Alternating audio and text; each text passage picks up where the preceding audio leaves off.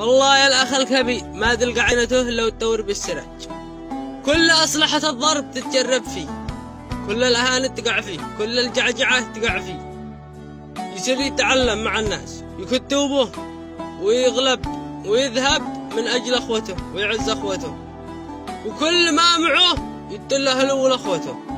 لو ما وجدوا في عمر 30-40 سنة وهو جالس ويكتل من أجلهم ما يشي قعبهم زي ما وقعبوا عند الناس. وفي الأخير يجي يقول لا أخوتك أرجل منك، جمعوا وفعلوا اخراس.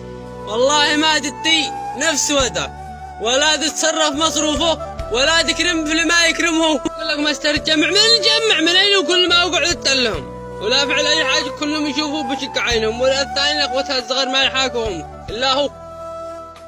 لا تلوموش الأخ الكبير، لا تعقق منكم يا صغر، لا تلوموش منكم، احترموا أنفاسكم واحترموا أخوكم الكبير. تعب وتبهذل من أجل الناس تصيروا أنتم عند الناس تبهذلوا.